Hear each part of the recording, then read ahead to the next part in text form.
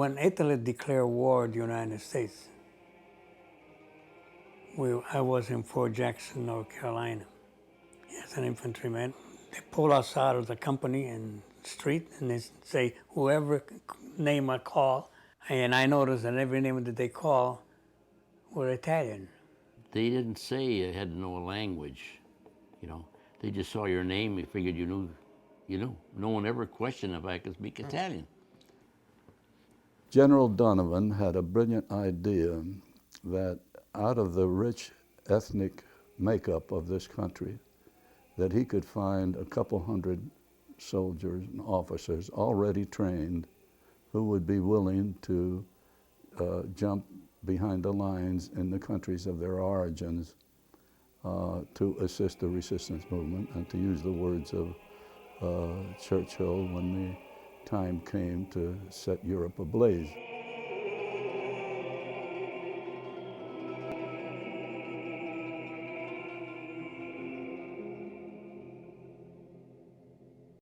You know the Special Forces code, Libre de Oppressa. You know what that means? Free the oppressed. We were the originators of that. They put it on paper and whatever design, and that's how we felt, to free the oppressed. I went to the Q building for an appointment, and it was really a scary thing. You had generals all over the place, like, hey, look at this guy. One guy in a room with all these guys, about 6 or 7 people. A couple of generals, colonels and all. They started asking me questions. The interviewer told me, he said, well, if you can answer this, you're in.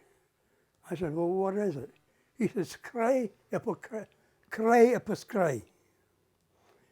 Then he goes to me and says, well, what does that mean? Day today and the day after tomorrow. You're in. They ask some question. They ask you ever have sex with your sister? And they're testing your anger when they do that. See, that's, I can understand that. Some guys, you know, oh boy, I was going to punch him in the mouth. He said, calm down, he's doing a job. Don't you understand? You want to see how mad, how controllable can you be in a bad situation? I don't remember that I made a conscious decision to join OSS. Later on, as we got into it, I said, it's going to be wonderful. I kept thinking to myself, I might be shooting against my cousins. But then I made a conscious decision saying, on the other hand, I could be liberating them too. Mario Forti and Luigi Bertanucci, Angelo Di Domenico, these all guys were only in this country 3, 4, 5 years when the war broke out. And I give every one of the ones who made that decision that were born there the credit. I'll keep repeating that. To me, as a 20-year-old kid, it was an adventure. For them, it was the meaningfulness of their life itself, because what happens if they do indeed confront a brother and kill him, and maybe you get killed by him? Everybody, it's a twisted decision to make. And they were very secretive. You know what I found out OSS was? When I got on the train going to Washington the day before New Year's Eve. And we had a Reader's Digest. Now there's 15 of us on the train, and one of the fellas had a Reader's Digest. Walked into my cabin and handed me the book to read that. That's when we found out it was an organization that was, I knew right away it was separate provisional. I knew that right away. And that's, in other words, you were out of the Army, really. But we were operational groups, you know, took our training, and that they told us we'd be working behind the lines in Italy. My date of reporting is January 13th, 42. I was the first draft after Pearl Harbor in New Jersey. I said, let me wait, I'll have fun for the next 3 weeks, and I'll go in, and that's it. We trained there at the Congressional Country Club. Beautiful place. But we were not in the club. We slept in tents on the macadam floor. Some of us didn't even have cots. You know, in the morning we used to get up, we used to run 2.5 miles one way, 5 miles before breakfast. We come back, we do calisthenics. we were trained by a British major, Major Fairburn. He wrote the book killing is my business. And he was taught us of the 50, 60 different ways to kill a person with no weapon in your hand.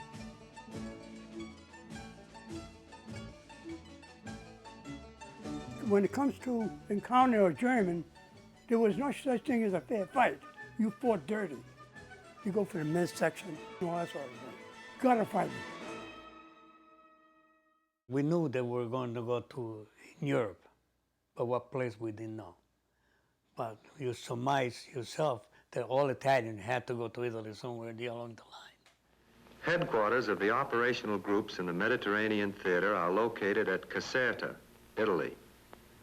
Company A, at present the only active unit, is operating solely in Italy, with its headquarters at Siena. For the conduct of effective guerrilla warfare in enemy-occupied territory, organized native resistance groups are indispensable. The first job of Company A, therefore, was to drop food and supplies into the partisans who are trapped in northern Italy, between the German-Austrian border and the fighting front to the south. We went in to help them with material and instructions and ask and tell them what we want. They, in turn, did what they could do to help us. We jumped in southern France right after D-Day with the French-Italian Alps into Italy to find partisans that we could organize and set up an operation. But we didn't get there. We couldn't make it. The Germans turned us back. And so, besides, we took an awful beating. I got hurt in France on the drop. I was the medic and I was the one that got hurt. First of all, we didn't have enough equipment. Equipment was poor. We didn't have enough training. We trained in mountains and hills, not mountains. We got turned back. We was at night. The Lieutenant Viviani went down the valley to find partisans. He didn't find any that would cooperate except give us some mules. And so he spread a rumor that Americans were coming over them. How many? Hundreds of them. They were even bringing heavy artillery. And it worked. It really worked. The Germans pulled back, and at night we hung on the mules' tails, and they took us right up the mountain into France. Meanwhile, I formed a partisan group with 300 partisans. The object of that was to hold on to this forts, hold on to this passages so the nets will not fly out back to Germany or Switzerland mostly. My first impression of the partisans was very warm, and we trusted them completely. Remember I told you about the woman that was 90 years old? She took my guns and Jean's guns through a roadblock in a basket in the front of her bike. Now she couldn't pedal, but she walked it through. On top of her guns, she had fresh dandelions. While I was there, people came in and to join the partisan group, and I didn't know that one of the partisans that came in to join me happened to be a spy from the Nazi. Whatever they told the Nazi, which I found that out later, it was not the truth. It was not the truth. He told that I had so much fortification that they could not move. They could not pick me up or whatever. But the Nats knew that I was up there. And I did not know this until almost the day I left. And he came up to me and he says to me, he says, I know, you know. I said, well, I knew a little bit, but I didn't think you were that good. He says, well, what are you going to do about it? I said, what am I going to do about it? I says, I don't know you from Adam. And you don't know me from Adam either.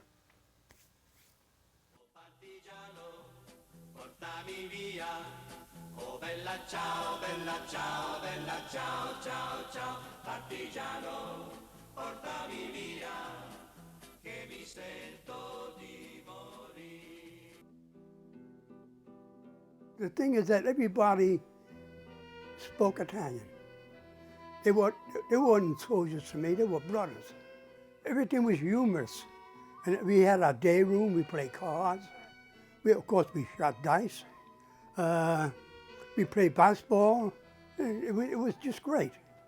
They were good at putting nicknames on everybody, you know. My nickname was Schnoz, Big Nose. Guatemala Joe was in a regular army in Guatemala. He became Guatemala Joe. Then we had this very dark fellow, Joe Marino. He became Black Joe. Then Joe Marchieri come along, also very dark. He became Joe Black. Then Joe Marino died, and Joe Black became Black Joe. But when you were called, you were called. Yeah, let's say the 15 men that were chosen for the Walla Walla, they put you in a room and they interrogate you. They're trying to find out what you're really qualified for. And the thing is that when you leave this room, you don't talk to nobody about this mission. Our mission was solely observation. You had to keep an eye on the factory. Who came in, who went out, how many cars, how many trucks pulled in there, what route they took, and all that sort of thing. Then, of course, when it came, we got that there part all straightened out, we went on raids. Knock out tunnels, blow up bridges. The fact alone that American soldiers in American uniforms, speaking the native language, come to aid the people in their fight against the enemy has a tremendous morale effect among these native groups. There were all these chutes in there, and the guys were going in and pick them out. I was the last one in. I picked up this chute. Oh, it looked terrible. I said, well, if it's mine, it's mine. It's going to open, it's going to open. If it's not going to open, I have nothing I can do about it. When that thing opened, oh, that was a beautiful sight. That's why I kept it. I'll never forget that. It's so quiet up there. It's so quiet. You can whisper to somebody and they'll hear you. Well, they came on, I got pushed out. He was hoping that I land with the others. But what happened, I got caught in the airplane blast, the prop, and that they threw me against the fuselage. That way I was getting all banged up. I got this here, I lost all my teeth. The chute did open up. I landed in a tray. And what was below was German troops. So I remember being told, when you're in a situation, play dead. And that's what I did. And all of a sudden, there was a guy, a German came out of I was like this. All of a sudden, a German came out and they started shooting at me. He had 2 shots. Another German come out. He started to yell at him. I assumed he says, "Don't fire, the man is dead," because he didn't want to get involved in the Germanic Convention, and that was it. And then they went away. I stayed, I don't know how many days. And I finally got down, and I found my way. Mission lasted 5 months. The doctor told me, he said, "This man's got to be hospitalized." You gotta be kidding. In the same town, full of Germans? We're in an area where we have no medical assistance of our own. 99% of the time we travel with, anything happens, who takes care of you? So during those 5 months, where were you living? What was your... In the field. Sleeping in the field. Some was sleeping in the trees. And also, it wasn't eating right. So whatever you came across, you grabbed it. I was eating grass. We would, like scavengers, like a lot of, we hook up with the refugees, and they had some way of doing something. What was left over, if we were lucky, we would get that. When Thanksgiving came, they dropped us turkey. That was wonderful.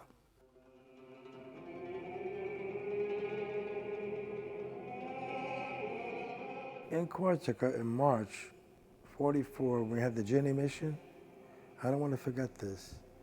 The Canadians put a raid on Dieppe, a commando raid, and it irritated Hitler to the point that he issued an order that any commando type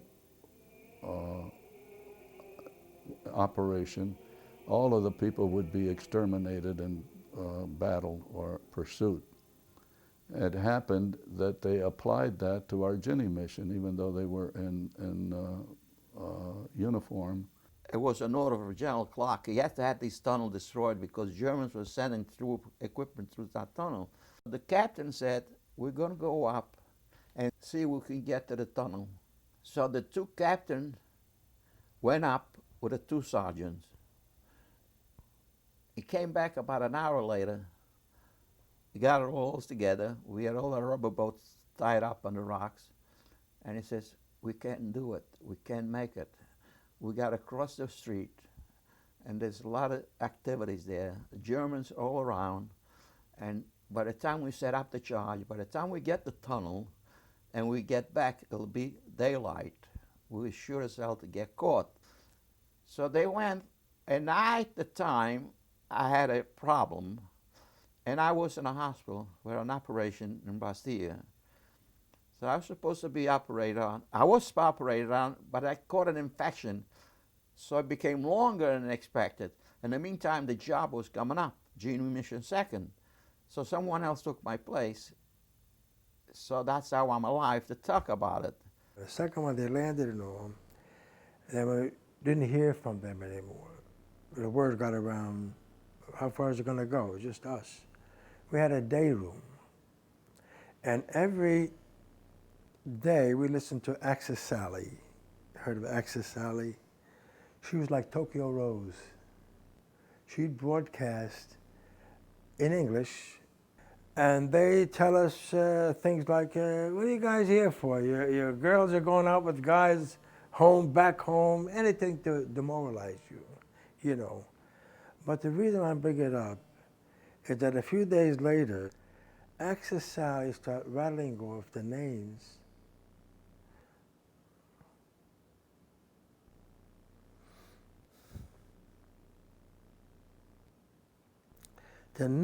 of these guys, one by one. The next of kin, address, everything. And then she'd say, well, is this the second front? You know, the world was waiting for a second front. At the time, the Russians wanted a second front. It seems like a woman, fascist,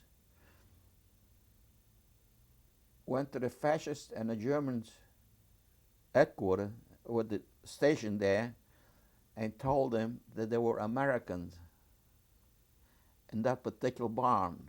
So next morning, they had no chance. They didn't have any chance to take the pill. They were surrounded by the Gestapo and the SS troop. They were caught, all of them. No trial, no such things. And they took them along a small river, I forgot the name of the river, and they shot him. Anton Dossel, the general of that area, was a professional soldier. He knew the rules of combat in the Geneva Conference. You don't have to obey an illegal order, and that was an illegal order. But no, he decided to do his bidding, had the boys executed, and thereby, when it came time, he was the first one called in, was tried, convicted, and executed by a firing squad. John Dossler, as president of this commission. Als Präsident dieser Kommission. Of all of the members of the commission concurring. Alle Mitglieder der Kommission einverstanden. Sentences you. Verurteilt sie. To be shot to death by musket. Erschossen zu werden. So, the commission is adjourned. Responsible for executing 13 American prisoners without trial, General Anton Dossler becomes the first high-ranking German officer to face a post-war firing squad.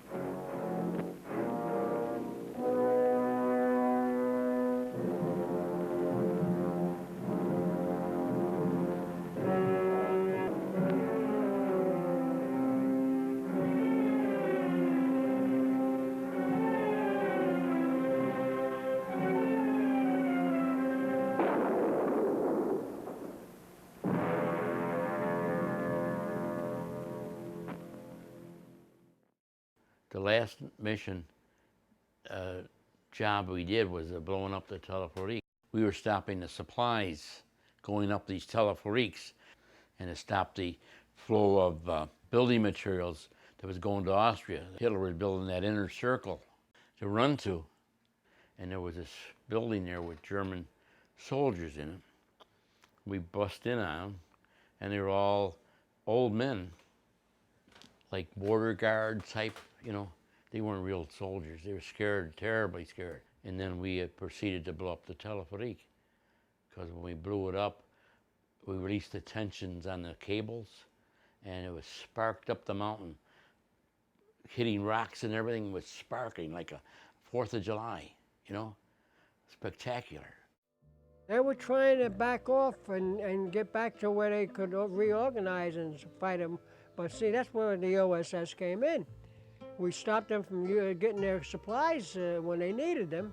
And from what they tell us in the books and the history books, we shortened the war by a year and a half by not letting them operate to the best of their ability.